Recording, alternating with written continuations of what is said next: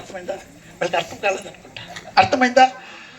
ఇప్పుడు నేను సురేష్ గారు ఉన్నారు, సురేష్ గారితో నేను సంతోషంగా ఉన్నాను అనుకోండి, ఆ సంతోషములో నా మాటలు పరిశుద్ధంగా, నా ప్రవర్తన పరిశుద్ధంగా, నా ఆలోచనలు పరిశుద్ధంగా లేకుండా ఇష్టం వచ్చినట్టు ఆయనతో నేను మాట్లాడినానంటే, పరిశుద్ధతను పోగొట్టుకొని నేను మాట్లాడితే నేను చాలా రోజులు భూమి మీద ఉండను, ఖాళీ అయిపోతాను. కాబట్టి ఎవరితో తిరిగినా ఎక్కడున్నా ఏమున్నా పరిశుద్ధతను కాపాడుకునే తట్లు మనం ఉన్నామంటే చాలా రోజులు భూమి మీద ఉండగలుగుతాము. హల్లెలూయా, హల్లెలూయా. బైబిల్లో దేవుడు చెప్తున్నాడు,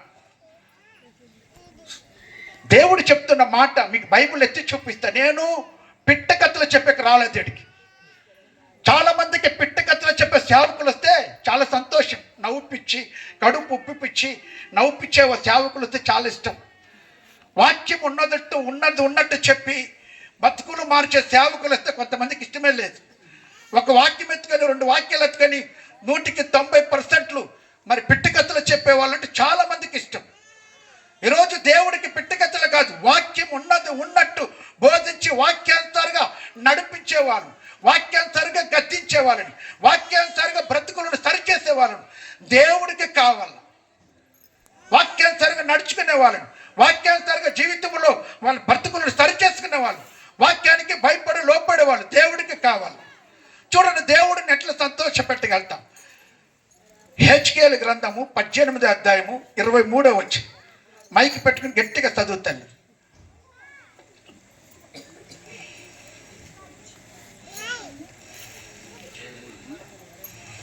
చదువుమా. హెచ్కేలు దుష్టుల మరణము నొందుట చేత నాకేమాత్రమైన సంతోషము కలుగునా, వారు తమ ప్రవర్తనను దిద్దుకొని బ్రతుకుటయే నాకు సంతోషము. హల్లెలూయా, హల్లెలూయా, హల్లెలూయా. ఎవరు చెప్తున్నారు ఈ మాట? ఎవరు చెప్తున్నాడు? దుష్టులు మరణము నందుట చేత నాకేమాత్రమైన సంతోషము కలుగునా, వారు తమ ప్రవక్తలను దిద్దుకొని బ్రతుకుటే నాకు సంతోషము. ఇదే ప్రభు యెహోవా వాక్కు, దేవుని మాట ఇదే. ఒక దుర్మార్గమైన పనులు చేసేవాడు, ఒక నీచంగా నడుచుకునేవాడు, ఒక వ్యభిచారకుడు, ఒక త్రాగుపోతుడు, ఒక అన్యాయవస్తుడు, వాడు బ్రతుకులో దిద్దుకోకుండా చనిపోవడం దేవుడికి ఇష్టం లేదంట. వాడు బ్రతుకును సరిదిద్దుకోకుండా వాడు చనిపోవడం దేవుడికి ఇష్టం లేదు. బైబిల్ చెప్తా ఉంది, వారు తమ ప్రవక్తను దిద్దుకొని బ్రతుకుటే నాకు సంతోషం. మీ అలవాట్లు మార్చుకొని, మీ గుణ లక్షణాలు మార్చుకొని, మీ ప్రవక్తలను మార్చుకొని, మీ మాటలు మార్చుకొని, మీ అలవాట్లు మార్చుకొని, మీరు చేసే పనులు మార్చుకొని, మీ పోయే మార్గాలు మార్చుకుంటే దేవుడికి సంతోషం అంట. చెప్పండి, ఈరోజు ఇక్కడ కూర్చున్నవారు, అయ్యా నేను రక్షణ పొంది బాప్తిసం తీసుకున్నప్పటి నుంచి నా మాటలు మారినాయ్యా, నా చూపులు మారినాయ్యా, నా ఆలోచనలు మారినాయ్యా, నేను చేసే పనులు మారినాయి, నా నడవడికలు మారినాయి, నా గుణ లక్షణాలు మారినాయి అని ఎవరైనా చెప్పగలుగుతారా? మారినాయా? చెప్పండి, మారినాయి? మీ మాటలు మారినాయా? దేవుడికి దేవుడు వ్యభిచారకులను శ్రమిస్తాడు కానీ వేషధారణమైన భక్తి, వేషధారణమైన ప్రార్థన, వేషధారణమైన ఆరాధన, వేషధారణముగా మందిరంలోకి వచ్చేవారిని దేవుడు ఏమాత్రం శ్రమించుడు. దేవుని బిడ్డలారా, వ్యభిచారకులను దేవుడు శ్రమిస్తాడు. వేషం వేసుకొని సేవకులు ఎదుట, అమ్మ నాయన ఎదుట, భర్త ఎదుట, భార్య ఎదుట, పిల్లల ఎదుట ఒక్కొక్క వేషం వేసుకొని బ్రతుకుతారు. చచ్చిన వాళ్ళకి క్షమాపణ దేవుడు క్షమించుడు. వాళ్ళు చెప్పండి, మీ ఇంట్లో నీ భర్త చెప్తున్నాడు, నా భార్య ఇక్కడ కూర్చోనింది, నా భార్య బైబిల్ ఎత్తుకొని పోతా ఉంది, నా భార్య ఎంత ప్రార్థన పుర్రాలు, నా భార్య ఎంత కన్నీళ్ళు కారుస్తుంది, నా భార్య మాటలు ఎంత బాగుంటాయి, నా భార్య ఆలోచనలు ఎంత బాగుంటాయి, నా భార్య నా కొరకు ఎంత ప్రేమ చూపిస్తుంది. మీ ఇంట్లో మీ భర్త చెప్పేటట్టు మీరున్నారా? నా భర్త ఎంతో ప్రేమ గలవాడు, ఎంతో తగ్గింపు గలవాడు, ఎంతో వినయం గలవాడు, నన్ను ఎంతో ప్రేమతో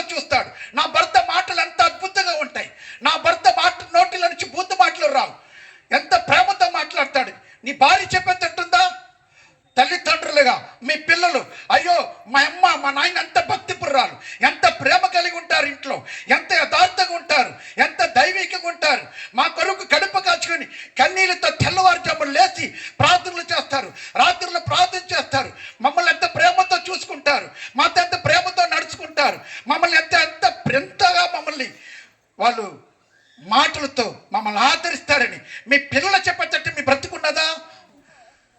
నోరు తెరిస్తే నీచమైన మాటల భర్తని, నోరు తెరిస్తే నీచమైన మాటల భార్యని, నోరు తెరిస్తే నస్తికంగా మాట్లాడితే పిల్లలని. దేవుడు తన చేతులున్న బహుమానములు పిల్లలు, దేవుడిచ్చిన కుమార్తెలు కుమారులు, దేవుడిచ్చిన గిఫ్ట్. ఎవరన్నా ఒక మంచి గిఫ్ట్ ఇస్తే దాన్ని దాచిపెట్టుకుంటారు భద్రంగా. పనికిరాని ఒక గిఫ్ట్ ఇస్తే దాచిపెట్టుకుంటారు. ఎంత విలువైన గిఫ్టులు దేవుడు బహుమానులు మీ కుమార్తెలు కుమారులు ఇచ్చినాడు. చెప్పండి, నీ పిల్లలతో నువ్వు ముద్దులాడుతున్నావా? నీ పిల్లలతో నువ్వు ప్రేమతో ఉన్నావా? నీ పిల్లలతో నువ్వు ఎంత యథార్థంగా మాట్లాడుతున్నావు? నీ పిల్లలతో నీ యొక్క నడవడికలు ఎట్లున్నాయి? చెప్పగలుగుతుందా నీ కూతురు? చెప్పగలుగుతుందా నీ కొడుకు? చెప్పగలుగుతుందా నీ భార్య? చెప్పగలుగుతుందా నీ యొక్క భర్త? చెప్పగలుగుతారా నీ పిల్లలు? మా అమ్మ నాయన ఎంత దైవికంగా ఉంటారు. వేరే వాళ్ళు చెప్పాల్సిన అవసరం లేదు. మన ఇంట్లో ఉన్న వాళ్ళు చెప్పేటట్టు మన బ్రతుకులు ఉన్నాయా? మన ఇంట్లో వాళ్ళని సంతోషపెట్టే బ్రతికే మనకడ లేదు. దేవుణ్ణి ఎట్లా సంతోషపెట్టగలుగుతాం? చెప్పండి. దేవుణ్ణి, ఇంట్లో ఉన్న భర్తని, ఇంట్లో ఉన్న భార్యని, ఇంట్లో ఉన్న తల్లిదండ్రులని, ఇంట్లో ఉన్న పిల్లలని సంతోషపెట్టలేని మనము దేవుణ్ణి ఎట్లా సంతోషపెట్టగలుగుతాం? దేవుణ్ణి సంతోషపెట్టేవాడు ఎవరైనా సరే, దేవుణ్ణి సంతోషపెట్టే వాళ్ళు ఎవరైనా సరే తల్లిదండ్రులను సంతోషంగా పెట్టుకోగలుగుతారు, భార్యని సంతోషంగా పెట్టుకోగలుగుతారు, భర్తను సంతోషంగా పెట్టుకోగలుగుతారు, పిల్లల్ని సంతోషంగా పెట్టుకోగలుగుతారు. దేవుడికి అదే నిజమైన క్రిస్మస్. ఏదంటే అదే నీ కుటుంబంతో నువ్వు దేవుణ్ణి సంతోషపెట్టే బ్రతుకు, నీ కుటుంబాన్ని సంతోషపెట్టే బ్రతుకు నువ్వు బ్రతికితే అదే దేవుడికి చాలా ఇష్టం. నీ ప్రవక్తన దిద్దుకో, నీ అలవాట్లు దిద్దుకో. ఈరోజు ఇక్కడ కూర్చున్నాం మనం, బైబిల్ మాటలు మనం వింటున్నాం, దేవుని సన్నిధానికి వస్తున్నాం, ప్రతి ఆదివారం ప్రభు రొట్టి ద్రాక్షరసం తీసుకుంటున్నాం. చెప్పండి, చెప్పగలుగుతారా? అయ్యా నా మాటలు తేడా లేదయ్యా, నా ప్రవక్తన తేడా లేదయ్యా, నా పనులలో తేడా లేదయ్యా, నేను ఒక్కడ ఆఫీస్లో ఉన్నా, ఒక్కడ పొలాల్లో పనిచేసిన, నా ఇరుగు పొరుగు వాళ్ళ మధ్యలో కానీ, నా బంధువుల మధ్యలో కానీ, నా కుటుంబీకుల మధ్యలో కానీ, మరి నా ఇంటి వారి మధ్యలో కానీ నేను దేవుడిని సంతోషపెట్టే బ్రతికే నేను బ్రతుకుతున్నానయ్యా. చెప్పగలుగుతారా? కొంతమంది పిల్లల్ని పట్టించుకోరు, పొద్దున్న పోతారు, చాలా కష్టపడి పని చేసేటట్టు, రాత్రి వచ్చింది ఇంట్లో కూర్చొని నేను కష్టపడి పని చేసి వచ్చినట్టు నోటుకు వచ్చినట్టు భార్య పిల్లలు తిట్టేది. కొంతమంది ఇండ్లకి అమ్మ భర్త వస్తుంటే భార్య పిల్లలు దాముకుంటారు. కారణం ఎంత వచ్చినా నోరు తెరిస్తే బూతు మాటలు దాముకుంటారు పిల్లలు. కొంతమంది మా నాయన అయ్యో వచ్చినాడు రా. దేవుని బిడ్డలారా, 10 రోజులైంది నేను ఈ రోజుకి వచ్చి. గుంటూరు ప్రాంతంలో దైవజనుల కుటుంబం ఒకరు వీడియో కాల్ చేసినారు, నా భార్యకి వీడియో కాల్ చేసినారు. అమ్మా చాలా హ్యాపీగా ఉన్నావా, చాలా సంతోషంగా ఉన్నావు? నా భార్యని అడిగినారు. అమ్మ చాలా సంతోషంగా ఉన్నావు నువ్వు అంటే, లేదమ్మా నాకు తలనొప్పి, అందుకే నేను కొంచెం బలహీనంగా ఉన్నానని. ఏమ్మా డాడీ లేడని, వాళ్ళంతా నేను డాడీ అంటారు. డాడీ లేడని నీకు తలనొప్పి వచ్చిందా? డాడీ మరి లేడని తలనొప్పి వచ్చిందా? లేకపోతే డాడీ ఉన్నాడు అనే తలనొప్పి నీకు వస్తుందని అడిగితే, ఆయన లేకపోతేనే నాకు తలనొప్పి అని నా భార్య అంటది. ఆయన లేకపోతేనే నాకు తలనొప్పి, ఆయన ఇంట్లో ఉంటేనే నాకు హ్యాపీ, ఆయన ఎక్కడ సేవకు పోయినా నాకు హ్యాపీ, కానీ మాతో ఆయన ఉంటేనే నేను నా పిల్లలు సంతోషంగా ఉండగలుగుతాము అని నా భార్య పిల్లలు చెప్పే తట్టు నేను నా కుటుంబానికి, దేవుడికి, రెండవది నా కుటుంబానికి నేను చాలా ప్రాముఖ్యతనిస్తాను. ఎంత బిజీగా సేవలో వచ్చినా సరే, ఎంత పొద్దైనా సరే పిల్లలతో భార్యతో మాట్లాడతాను. కొంతమంది భార్యతో మాట్లాడు, కొంతమంది భర్తతో మాట్లాడు, పిల్లలతో మాట్లాడు, కానీ దేవునితో వచ్చి కూడా ఎగిరి ఆరాధించేదేమి, చాలా మైమరిచి ఏడ్చి ప్రార్థన చేసేదేమి. అరే నాలాంటి భక్తి పురులు లేరు, నాలాంటి భక్తి గల వాళ్ళు లేరు, నాలాగా కన్నీళ్ళు కార్చి ప్రార్థన చేసేవాళ్ళు లేరు, నాలాగా పాట పాడేవాళ్ళు కూడా లేరు. అని ప్రవక్తను దిద్దుకోకుండా, బతుకుని సరిదిద్దుకోకుండా మనుషుల్ని సంతోషపెట్టి బ్రతుకుతున్నాం కాబట్టి ఈరోజు కుటుంబంలో నెమ్మది లేదు. దైవజనులు అన్నాడు, సమాధానం భూమి మీద ఎవరికి ఇష్టలైన వారికి సమాధానం అంట. దేవుడు ఎవరినైతే ఇష్టపడింటారో వాళ్ళకి సమాధానం అంట. దేవుడు ఇష్టపడినాడు కాబట్టి తన కుమారుడిని లోకానికి పంపించినాడు. మరి దేవుడు ఇష్టపడేటట్టు నీ బ్రతుకుందా? దేవుడు ఇష్టపడేటట్టు నీ బ్రతుకులు ఉన్నాయా? చెప్పండి. ఇంకా ఎంతకాలం అమ్మా, ఇంకా ఎంతకాలం అయ్యా? కనీసం పిల్లల కొరకన బ్రతుకులు మార్చుకోకపోతే, పిల్లల కొరకన మీ బ్రతుకులు మీ అమ్మ నాయన కొరకు బ్రతుకులు మార్చుకోవాలి, మీ భార్య కొరకు బ్రతుకులు మార్చుకోవాలి, నీ భర్త కొరకు బ్రతుకులు మార్చుకోవాలి. నీ పిల్లల కొరకన బ్రతుకులు మార్చుకోకపోతే ఇంకెందుకు బిడ్డలు నువ్వు కనుక్కున్నా? చెప్పండి.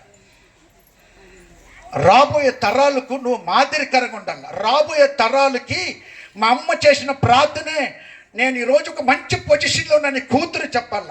మా నాయన చేసిన ప్రార్థనే నేను ఈరోజు మంచి పొజిషన్లో నన్ను కొడుకు చెప్పాలి. ఉన్నదా? రోజు దేవుని మహాకృపను బట్టి దేవునితో ఒక మొక్కుబడి చేసుకున్నా. నేను కూడా దేవుడిని దుఃఖపెట్టినా, నా భార్యని దుఃఖపెట్టినా, నా పిల్లల్ని దుఃఖపెట్టినా దేవునితో ఒక మొక్కుబడి చేసుకున్నా. ప్రభువా, ఇంక మీదట నేను బ్రతికేంత వరకు నీకు సంతోషంగా నిన్ను సంతోషపెట్టే బ్రతుకు నేను బ్రతుకుతాను ప్రభువా. నా భార్యని సంతోషపెట్టే బ్రతుకు, నా పిల్లల్ని సంతోషపెట్టే బ్రతుకు, నా భార్యకి మంచి భర్తగా, నా పిల్లలకు మంచి తండ్రిగా, నన్ను నమ్మచ్చే భక్తులకి మంచి సేవకుడిగా ఉండి నేను ఉంటాను ప్రభు అని చెప్పని దేవునితో ఒక మొక్కుబడి చేసుకున్నా.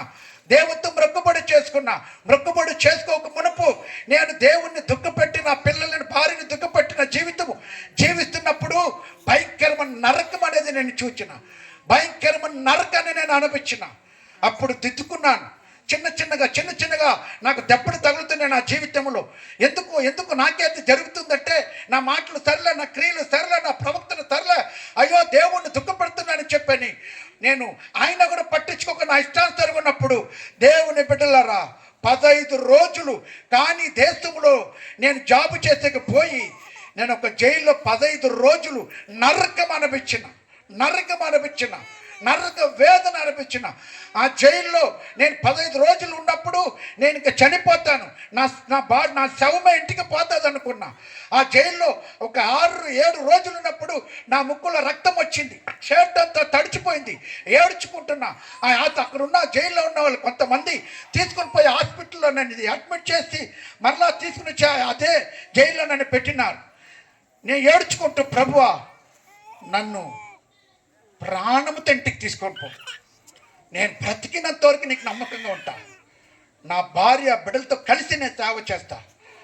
దేవునితో మొక్కుబడి చేసుకున్నా. మళ్ళా ఒక 8 రోజులు అయిన తర్వాత మళ్ళీ అదే కండిషన్, భయపడిపోయినా, చాలా ఏడ్చుకున్నా, కుమిలిపోయినా. ప్రభువా మరలా ఈ దేశానికి నేను రాను, ఇదిగో ఈ రోజు నీతో ఒక మొక్కుబడి చేసుకుంటున్నా. భూమి మీద నాకు నువ్వు ఇచ్చిన ఆయుష్కాలం అంతవరకు ఉంటుందో అంతవరకు ప్రభువా నిన్ను సంతోషపెట్టే బ్రతుకు, నా భార్యకి నమ్మకంగా, నా పిల్లలకు మంచి తండ్రిగా, నమ్మి వచ్చే బిడ్డలకు నేను మంచి సేవకుడిగా సేవ చేస్తాను ప్రభు అని మొక్కుబడి చేసుకొని, ఆ మొక్కుబడికి తగ్గట్టు సమర్పించుకొని సేవ చేస్తున్నాను దేవుని బిడ్డలారా. ఈరోజు ఆ మొక్కుబడికి తగ్గట్టు దేవుణ్ణి సంతోషపెట్టే జీవితము, నా భార్య బిడ్డల్ని సంతోషపెట్టే బ్రతుకు నేను బ్రతుకుతుంటే ఈరోజు నా కుటుంబం సమేతగా దేవుని మందిరములు ఆరాధించడానికి ఈరోజు అనేకులకు దేవుడు నాకు ఇచ్చిన కుటుంబం అనేకులకు ఆశీర్వాదకరంగా దేవుడు మా పిల్లల్ని ఆశీర్వాదించి దేశాలకు పోవడానికి కృప చూపించినాడు దేవుని బిడ్డలారా. సమర్పణకు తగ్గట్టు, మొక్కుబడికి తగ్గట్టు దేవుణ్ణి సంతోషపెట్టే బ్రతికినాను కాబట్టి ఈరోజు ఎవరికి చేతులు సాపే స్థితి లేకుండా అనేకులకు ఇచ్చేటట్టు దేవుడు మమ్మల్ని ఆశీర్వాదించినాడు దేవుని బిడ్డలారా. హల్లెలూయా.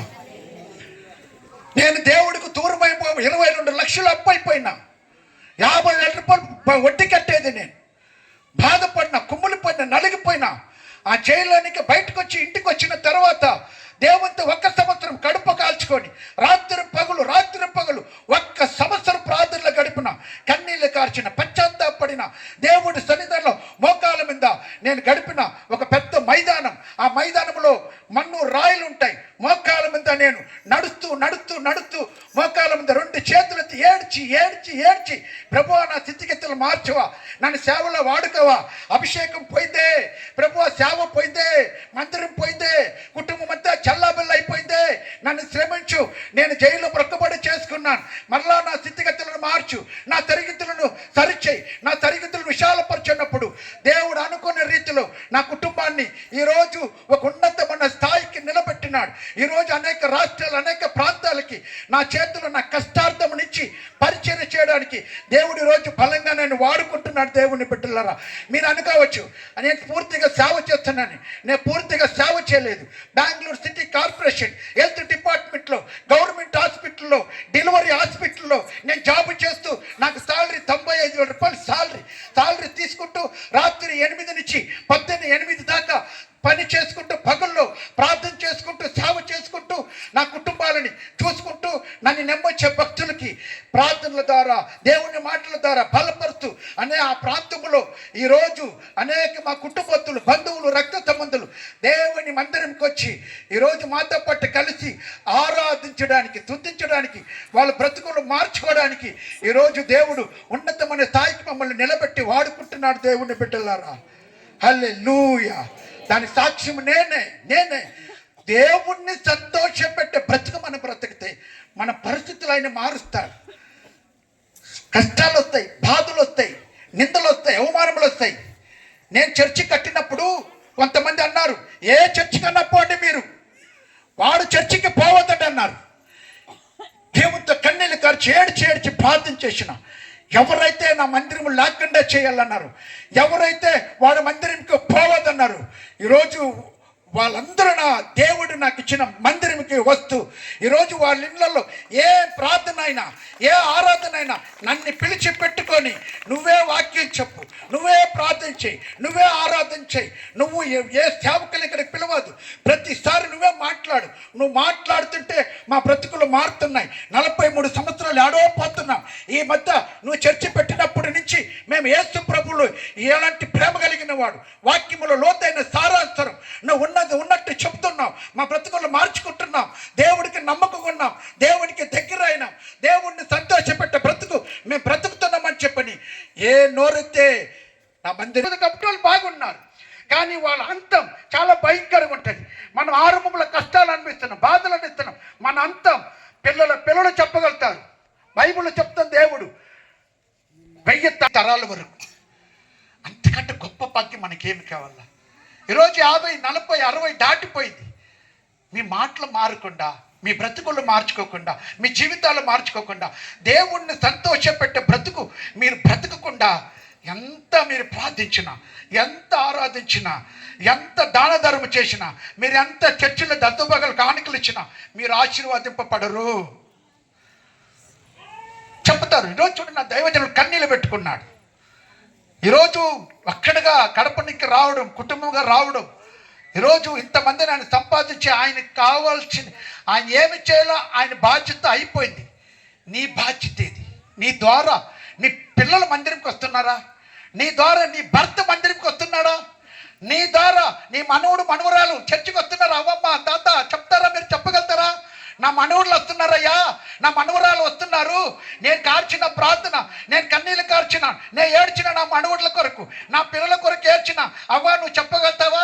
తాత నువ్వు చెప్పగలుగుతావా? లేదు. 70, 80 అయిపోయింది. ఇప్పుడు కూడా అదే బ్రతుకు. మనవడితో ప్రేమతో మాట్లాడాల, పిల్లలతో ప్రేమతో మాట్లాడాల. దేవుడిని సంతోషపెట్టే బ్రతుకు లేదు. దేవుడు అంటున్నాడు, మీ ప్రవక్తను దిద్దుకొని బ్రతికితే నాకు సంతోషం, మీ ప్రవర్తన దిద్దుకొని బ్రతికితే నాకు సంతోషం అంటున్నాడు. దిద్దుకోండి దేవుని బిడ్డలారా. దేవుణ్ణి సంతోషపెట్టేటట్లు మీ మాటలు మార్చుకోండి, మీ బ్రతుకులు మార్చుకోండి, మీ మనసులో మార్చుకోండి, మీ నడవడికలు మార్చుకోండి. ఇంకా ఎప్పుడు మారుతావు? ఎప్పుడు నీ మాటలు మారుతాయి? ఎప్పుడు నీ గుణలక్షణాలు మారుతాయి? ఎప్పుడు నీ ప్రవక్తలు మారుతుంది? ఎప్పుడు నీ అడుగులు మారుతాయి? ఎప్పుడు నీ ఆలోచనలు మారుతాయి? 24 గంటలు కొంతమంది చుచ్చ ఆన్ చేసినారంటే నాన్ స్టెప్లో సినిమాలు చూసేవారు, నాన్ స్టెప్లో సీరియల్ చూసేవారు, ఉండేవారు. పిల్లలు ఎట్టిపోయినా, భర్త ఎట్టిపోయినా, భార్య ఎట్టిపోయినా పట్టించుకోరు. పనికి రాని వాళ్ళు, వాళ్ళ కథ, వాళ్ళ చరిత్ర చూస్తే కోట్లు ఉన్నాయి వాళ్ళ దగ్గర. సినిమా యాక్టర్స్లు కూడా నెమ్మది లేదు, నెమ్మది లేదు వాళ్ళకి. వాళ్ళ కుటుంబాలలో ఉన్న భార్య, భర్త, తల్లిదండ్రులు, పిల్లలు, వాళ్ళకి సమాజంలో మంచి పేరుండొచ్చు. ఇక్కడ నెమ్మది లేదు. ఇక్కడ నెమ్మది లేదంటే కారణం ఏం చచ్చినా ఇక్కడ క్రీస్తు లేడు. చేసి పెట్టరు. 24 గంటలు 6 గంటలు ఆన్ చేస్తే రాత్రి 12 గంటల దాకా నాన్ స్టెప్లు సీరియల్, నాన్ స్టెప్లు సినిమాలు. చెప్పండి, అవి మీ బ్రతుకులు మారుతాయా? ఎవరు సంతోషపడుతున్నావు? బైబిల్ చెప్తా ఉంది, అబద్ధకులకు తండ్రి ఎవరు? అబద్ధకులకు తండ్రి ఎవరు చెప్పండి? ఎవరమ్మా? అబద్ధమాడేవాడికి తండ్రి సాతానుడు. అప్పుడు దేవునికి విరోధంగా నడుచుకునేవాడు ఎన్ని ఉన్నాయి. అబద్ధమాడేవాడికి తండ్రి ఎవరంటే దేవుడు కాదు, సాతాను. అబద్ధం నేను ఆడేలేదే అన్న చేతులు తెచ్చుతాను. బైబిల్ కింద పెట్టేస్తాను. నేను పోయేస్తా మా ఊరికి. నేను అబద్ధమే ఆడలేదన్న వాళ్ళు చెప్పండి. బైబిల్ పెట్టేసి నేను పోతాంటాను కారు ఎత్తుకోండి. ఎన్ని అబద్ధాలు! భర్త కడ, భార్య కడ, పిల్లల కడ ఎన్ని అబద్ధాలు. భర్త కడ నొక్కేసిన డబ్బులు ఎప్పుడన్నా వచ్చే మే ఒక 100 రూపాయలు అంటే నాకడ ఆడుందయ్యా, నాకడ ఆడింది. ఆయనదే డబ్బులు నాకడ ఆడింది. ఎత్తుకుపోయి ఆడబడతారు. తెచ్చినా ఆడబడతారు. డిజైన్ బ్లౌజులు, డిజైన్ సీరలు, బీరా 2 బీరా ఒక షాప్లో కూడా ఉండవు బట్టలు, అన్నీ ఉంటాయి. ఆయన కూడా ఇంకా డిజైన్ కుట్టించుకోవాలా. క్లాసులు మెరుస్తూ ఉండాలి. వెనకాల రుబ్బిన్లో ఒకటి ఈ ఆవుకు ముక్కుతాడు ఉంటుంది కదా, ఆవుకు ముక్కుతాడు వేసి తోకలో ఒక డిజైన్ ఉంటుంది కదా, వెనకాల తోక, అలాగా కుచ్చులేసి దానికి అంత డబ్బులు పెడతారు. అరే ఆ డబ్బులు పెట్టుకొని ఖచ్చితంగా సారీలు బ్లౌజులు కుట్టించుకొని ఆ డబ్బులు పెట్టుకొని కూడబెట్టుకొని నీ బిడ్డలకు, నీ పిల్లలకు ప్రయోజనం అవుతుంది. చెప్పండి, ఎన్ని సారీలు ఉన్నాయి. ఆయన కూడా క్రిస్మస్కి 2 సారీలు అప్పుడే బుక్ చేసేసింది. 2 చుడిదారు కావాలి, చెప్పులు ఉంటాయి ఎన్నో, ఇంకా చెప్పులు కావాలా, ఇంకా ఎన్నో ఉంటాయి. ఇంకా అరిగిపోయి కూడా ఆల్రెడీ డాడీ తీసాడు, మమ్మీ తీసాడు, నా భర్త కూడా తీసాడు, దాచిపెట్టేసింటారు కొంతమంది. దాచిపెట్టేసింటారు. పనికి రాని వాటి మీద మనసు పెట్టి ఉత్తమమైన వారి మీరు పోగొట్టుకుంటున్నారు. నేను ఒక అబ్బాయిని, నేను చెప్పినాను లేదు మీకు, నా చర్చికి వచ్చినారు, కుటుంబముగా చర్చికి వచ్చినారు. చర్చికి వచ్చిన తర్వాత అన్న నాకు జాబ్ పెట్టాను అన్నాడు. జాబ్ పెట్టిన మంచి 25,000 రూపాయలు పేమెంట్. ఆ పిల్లోడిని పిలిచి కదా 6,000 రూపాయలు రా, 6,000 రూపాయలు నువ్వు తాగి సిగరెట్ తాగి నీ ఆ పొగంతా లెన్స్లోకి పోయి గుండెలో ఉన్న నరాలు బ్లాక్ అయిపోయి అవన్నీ చెడిపోయి నువ్వు చచ్చిపోతావురా. నువ్వు చచ్చిపోయినావంటే నీ భార్య ఎవరిని భర్త అని పిలుస్తుంది, నీ పిల్లలు ఎవరిని నైనా అని పిలుస్తారా. వద్దురా, 200 రూపాయలు పెట్టుకో. ఇంటికి వచ్చేటప్పుడు, పనికి వచ్చేటప్పుడు కబాబ్ తీసుకో, చికెన్ కబాబ్ ఏదో మీ ఇంట్లో పిల్లలకి, భార్యకి ఏదో మనం తీసుకొని కుటుంబంగా కూకొని తినరా.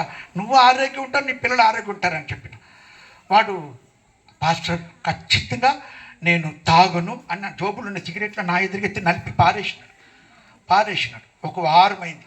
నేను జాబ్ పెట్టిన మేనేజర్ నా ఫ్రెండ్, ఆయన ఫోన్ చేసి నాకు చెప్పినాడు, అయ్యా నువ్వు తీసుకుని వచ్చిన పిల్లోడు బాగా పనిచేస్తున్నాడు, చాలా మంచి అబ్బాయిని ఇచ్చినావు, నేను చూసినాను, వాడు సిగరెట్ కూడా తాగలేదు, ఏం తాగలేదు, నువ్వు చెప్పినావు కదా నాకు అక్కడ సీసీ కెమెరాలో నేను చెక్ చేస్తున్నాను, ఎక్కడా లేదయ్యా, చాలా మంచి పని చేస్తున్నాడు. మరలా ఆదివారం చర్చికొచ్చినాడు. భార్య బిడ్డను తీసుకొని వచ్చి, ఎలా బాగున్నావంటే బాగున్నానన్నా, ఎట్లున్నారు మీ ఇంట్లో భార్య పిల్లలు, సంతోషమేనన్నా అన్నా. దగ్గరికి పిలిచినాడు, ఏం తాత నా భార్యనని ముద్దు పెట్టి కొనిద్దన్నా. ఇన్ని రోజులు అంటే నేను తాగి పండుకుంటాను కదన్నా, వాసన దుర్వాసన. ఈరోజు నా భార్య వచ్చి గట్టిగా నన్ను కౌలు ముద్దు పెట్టిందన్నా. నాకు నీకు రోజు ఉంటారు, అది నువ్వు తాగే విడిచిపెట్టరా. అంతకంట సంతోషమే అక్కడ ఒక భర్తకి ఒక భార్యకి. హల్లెలూయా, హల్లెలూయా, హల్లెలూయా. నేను మా కొడుకుకి 26 వయసు, నా కోడాలు, నాకు 3 కొడుకులు, కూతురు, కోడాలు, మనోడు. నేను నా భార్య రూమ్లో కూర్చొని ఉంటే, ఒకళ్ళు పండుకొని ఉంటా కూడా